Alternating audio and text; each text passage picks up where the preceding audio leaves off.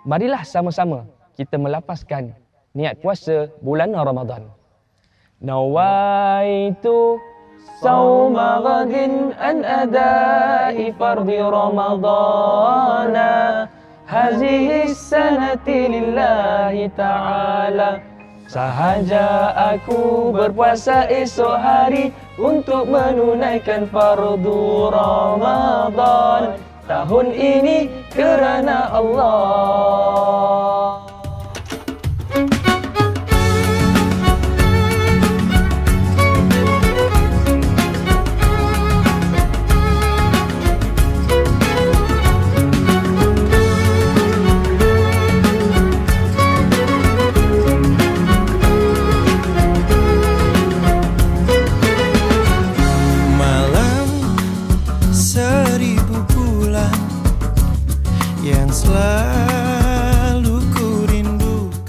Assalamualaikum warahmatullahi ta'ala wabarakatuh.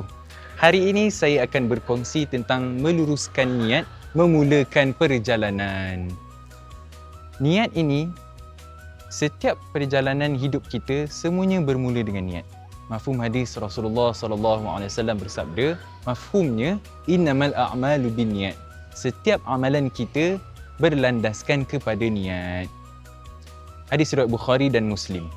Jadi bila kita sebut tentang niat ini bukan hanya sekadar lafaz di bibir, tapi ianya lintasan hati, sama ada niat kita, tujuan kita untuk beribadah kepada Allah SWT itu betul hanya kerana Allah semata-mata ataupun untuk mendapat pujian manusia semata-mata. Itu satu benda yang kita perlu semak semula, lintasan hati kita niat untuk siapa. Firman Allah SWT dalam surah Al-Bayyinah ayat 5, وَمَا أُمِرُوا إِلَّا لِيَعْبُدُوا اللَّهَ مُخْلِصِينَ لَهُ الدِّينَ حُنَفَاءَ. Maksudnya, padahal mereka tidak diperintahkan oleh Allah SWT melainkan untuk menyembah Allah dengan penuh keikhlasan, ketaatan kepadanya. Sebab itulah pada bulan Ramadan ini biasanya kita diajar untuk melafazkan niat puasa bulan Ramadan supaya apa?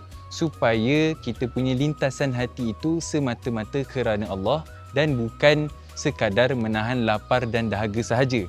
Apabila kita melafazkan niat kerana Allah, kita akan meningkatkan amal ibadah kita setiap hari di bulan Ramadan. Wallahu ta'ala alam. Wassalamualaikum warahmatullahi ta'ala wabarakatuh.